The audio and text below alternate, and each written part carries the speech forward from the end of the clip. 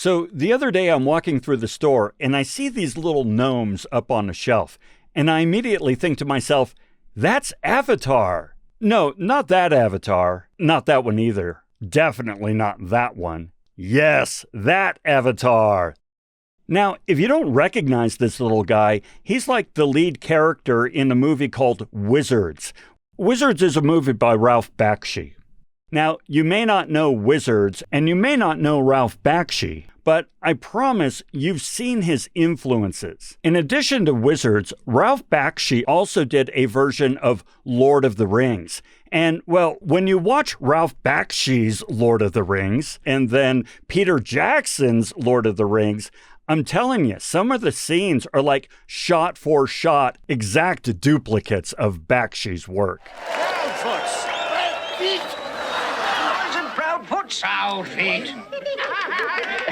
Now, one of the ways you can recognize a Ralph Bakshi movie is through his use of rotoscoping. Rotoscoping is when he'd take the cells from an actual movie, live action, and then lay over them some animation cells, and then painstakingly paint over the animation cell to kind of copy, trace, whatever you want to call it, the original live action. And then he would add wings and horns and other cool crap and so forth. And so that way there's like this weird amalgamation of live action and animation going on at the same time. So yeah, this little guy, he looks a lot like Avatar. Of course, I need to paint him. He needs to be in the right clothes. So I go ahead and pick up some paint and I start working at it.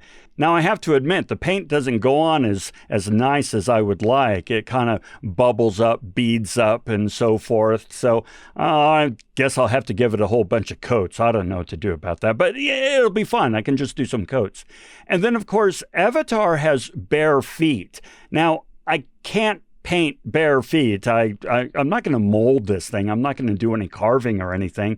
So I'm going to just go ahead and paint his feet and make it look like he's wearing sandals. All right, Avatar's normally barefoot, but in my garden, he could wear sandals. And while we're on the subject of sandals, how did Birkenstocks become so haute couture chic? Let me tell you what Birkenstocks mean to me, all right? So when I was a kid, I grew up in, well, more or less a hippie commune, all right? We didn't live in the commune, but I went to school in the commune. Okay, fine. And hippies, well, yeah, we wore sandals and we wore Birkenstocks and so forth. And so, yeah, it was grubby, long hair, bearded, hippie garb to me, the Birkenstocks. And so now I go to Nordstrom and I see Birkenstocks for $180. And I'm like, what the holy hell happened here?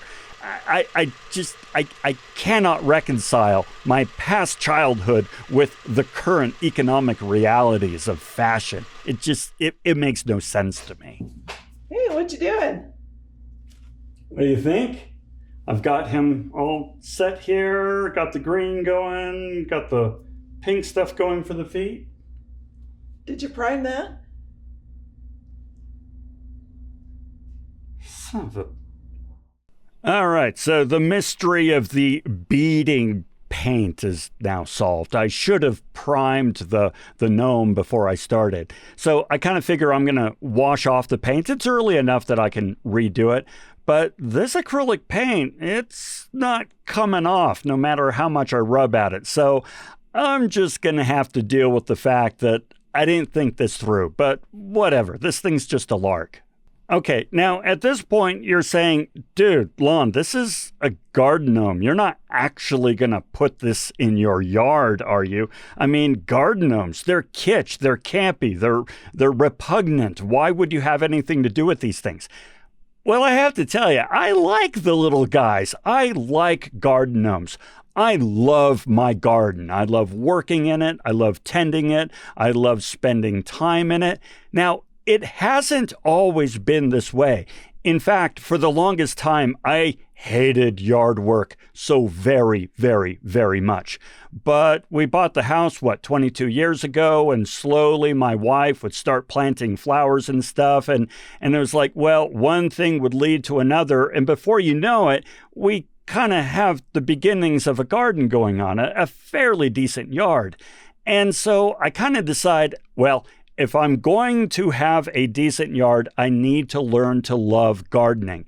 And so I did, and I started to embrace the misery that is gardening. Now, one of the ways that I embrace the misery is, well, here's the thing. I have to confess, I'm a little bit of an Anglophile.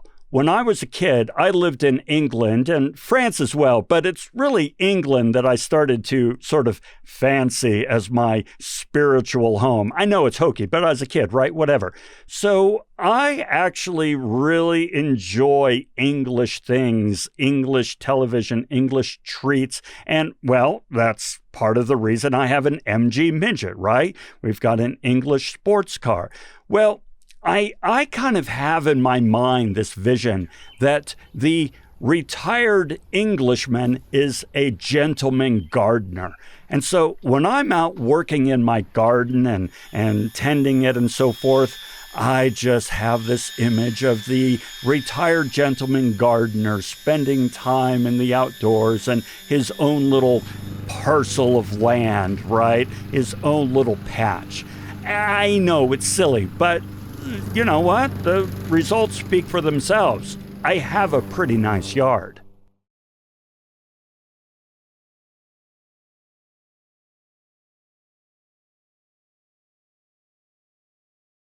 I first saw this movie as a kid at the New Varsity Theater in Palo Alto, California.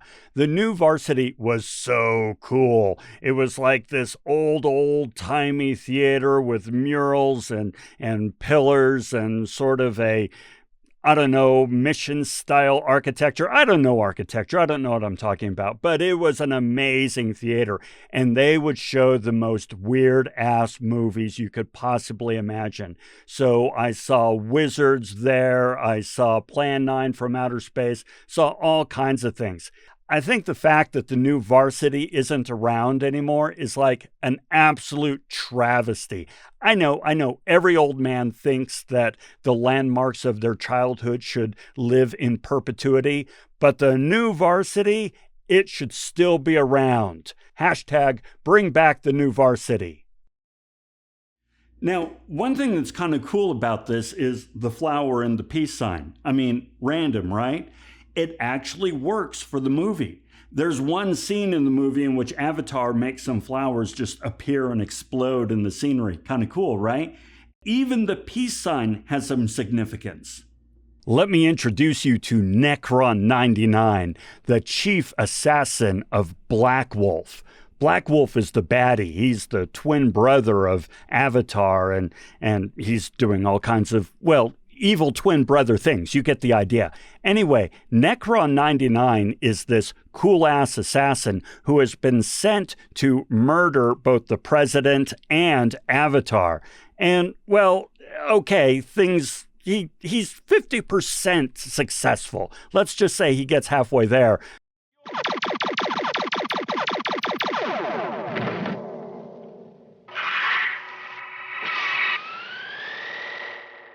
But it's at this stage that Avatar is able to turn Necron 99, turn him into an ally, and in so doing, he gives him a new name.